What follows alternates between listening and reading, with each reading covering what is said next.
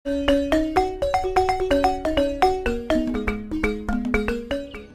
गांव में पिंकू और टिंकू नाम के दो दोस्त रहा करते थे। वो दोनों गांव में लंबी लंबी फेंका करते थे और गांव वाले उनकी बात सच मानते थे। एक दिन गांव का मुखिया दोनों के बारे में बात कर रहा था। अरे भाई, तुम कहना क्या चाहते हो? मुखिया जी, मैंने सुना है आपके गांव में पिंकू और टिंकू नाम के दो अंबानी रहते हैं। अरे टाटा, बिरला, अंबानी क्या है उनके सामने? हाँ, वो हमारे गांव के शान है, शान। फिर तो वो गांव के गरीबों का बहुत मदद करते होंगे। अरे अमीर है तो क्या सब गरीबों की मदद करने का ठेका ले रखा है क्या उन्होंने? मैं तो ये सोचकर आया था कि थोड़े बहुत पैसे उनसे उधार ले लूंगा। तभी वहाँ पिंकू आ गया। क्या हो रहा है मुखिया जी? अरे कुछ नहीं, ये दूसरे गांव का व्यक्ति टिंकू और तुम्हारे बारे में सुनकर यहाँ आ गया कुछ पैसे उधार मांगने के लिए। अरे मैं तो इतने पैसे दे देता कि इसके साथ पुश्ते बैठकर खाती इसकी, मगर कुछ देर पहले ही मैंने एक बैंक को पैसे दान में दे दिया। इतना बोलकर पिंकू वहाँ से चला गया। क्या 7 पुश्ते? लगता है एक नंबर का फेकू है, और इससे भी बड़ा तो इसका दोस्त टिंकू होगा।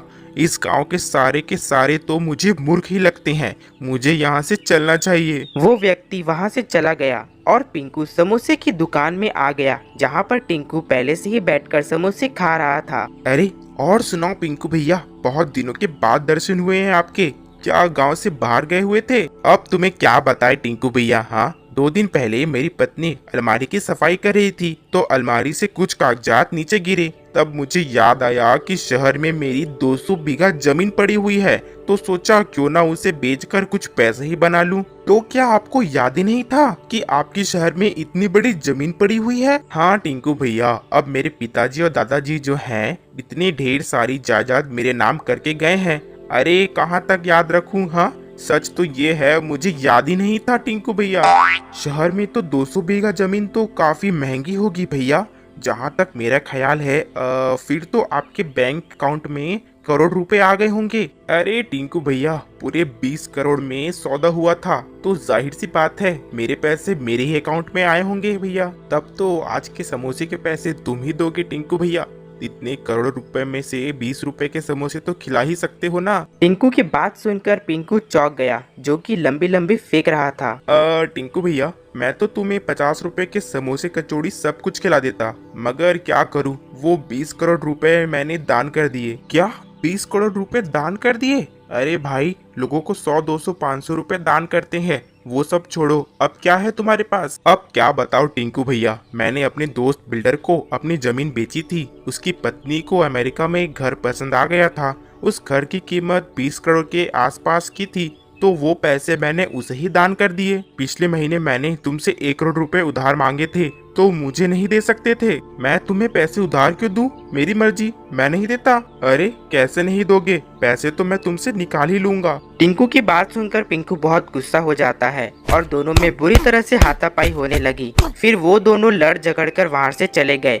दुकान का मालिक लल्लू बहुत गुस्सा होता है। अरे मैं तो तंग आ गया हूँ इन दोनों से। हर दिन यहाँ आते हैं और बिना बात के लड़ने लगते हैं। तभी वहाँ गांव का मुखिया आता है। क्या हुआ भाई लल्लू, तुम इतने परेशान क्यों हो? मैं तो समोसे खाने आ रहा था। अरे क्या बताऊं मुखिया जी, ये टिंकू और पिंकू जब भी मेरे दुकान में आते हैं तो कुछ न कुछ कांड करके ही जाते हैं। बिना बात के लड़ने झगड़ने लगते हैं। अरे कभी कभी तो मेरा काफी नुकसान भी कर देते हैं। अब आप ही बताइए मैं क्या करूं? अरे बात तो तुम्हारी सही है, ये पिंकू और टिंकू तो गांव के नाक पे दम कर रखे हैं, मगर मैं उन दोनों से कुछ तो बोल भी नहीं सकता ना। वो दोनों तो अंबानी को ही खड़े खड़े ही खरीद डालेंगे, लेकिन अब मेरे पास उन दोनों के लिए एक कुछ जरूरी काम है। फिर अगले दिन मुखिया ने लल्लू के समोसे की दुकान पर पिंकू और टिंकू को बुलाया। तुम दोनों ने कल लल्लू के दुकान में क्या हंगामा किया था? अरे मुखिया जी, ये टिंकू ने पहले शुरू किया था। अरे नहीं नहीं मुखिया जी, ये पिंकू ने ही पहले शुरुआत की थी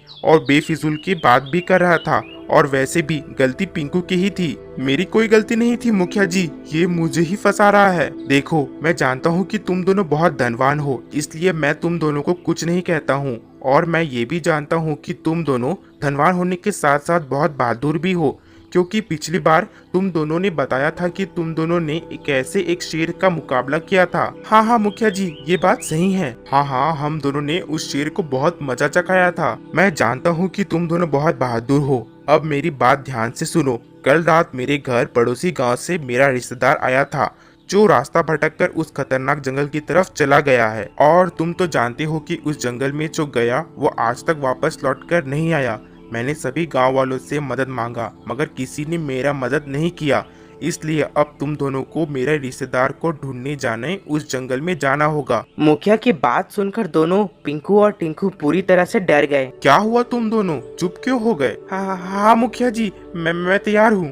हाँ मैं भी तैयार हूँ। अच्छा ठीक है, तुम दोनों अभी उस जंगल की तरफ चले जाओ और मेरे रिश्तेदार को ढूंढ कर ले आओ। तभी मुखिया की बातें मानकर दोनों उस जंगल की तरफ चले गए। उस जंगल में एक खतरनाक चुड़ैल का वास था। तभी दोनों उस जंगल में पहुंचते हैं। अरे टिंकू, कहीं उस मुखिया ने हमें मरने के लिए इस जंगल में तो नहीं भेज दिया है? हाँ पिंकू भैया, मुझे भी ऐसा ही लग रहा है। वैसे भी इस जंगल में एक खतरनाक चुड़ैल का वास है और इस जंगल को देखकर ही बड़ा भयानक लग रहा है। ऐसा लग रहा है कि हम यहाँ से वापस कभी नहीं जा पाएंगे। हाँ टिंकू, लगता तो यही रहा है। बस हमें जो काम करना है वो जल्दी से करके यहाँ से निकलते हैं, वरना हम दोनों जो गांव में लंबी लंबी फेंकते हैं वो सबकी पोल पट्टी खुल जाएगी। अरे पिंकू भैया, जान है तो जहान है, जब जान ही नहीं रहेगी तो फेंक कर क्या करेंगे? दोनों बातें कर रहे थे कि तभी आसपास धुआं होने लगा। तभी अचानक वहाँ भयानक सी चुड़ैल आ गई।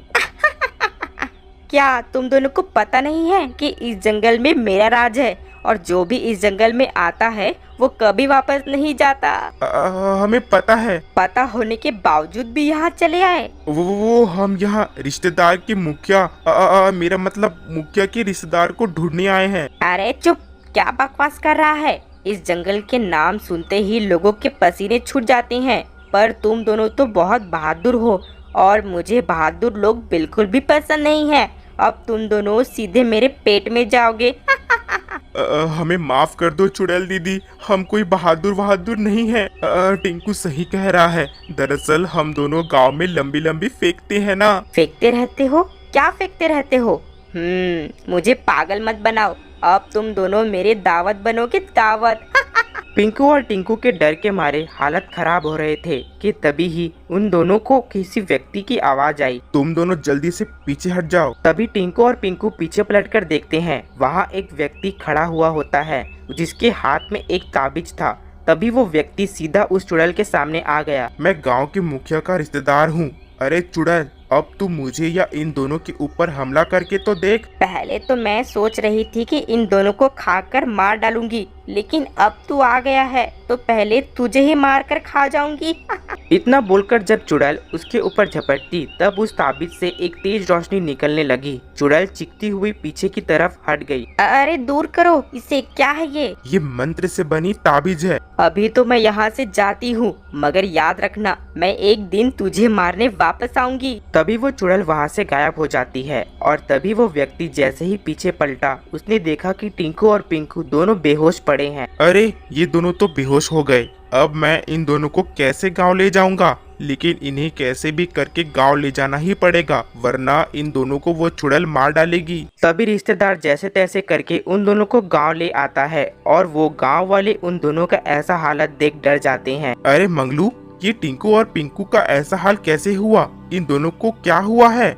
जरूर इन दोनों ने उस चुड़ैल का सामना किया होगा। तुम्हारे ये पिंकू और टिंकू तो एक नंबर के डरपोक हैं और ये दोनों तो उस चुड़ैल को देखकर तो बेहोशी हो गए थे। इन दोनों को तो मैं बचाकर आ रहा हूँ। क्या ये दोनों तो बहुत बहादुर हैं? फिर ये कैसे हुआ? ये दोनों कोई बहादुर नहीं है, ये दोनों सिर्फ और सिर्फ फेकू हैं। इन दोनों के पास कुछ भी नहीं है। ये दोनों सभी गाँव वालों को मूर्ख बनाते हैं और आप सभी मूर्ख बनते हैं। मैंने इन दोनों की सारी बातें सुन ली थी। ये बात सुन सभी गांव वाले उन दोनों के ऊपर बहुत गुस्सा होते हैं। तभी दोनों को होश आता है। अरे वो चुड़ैल चली गई क्या?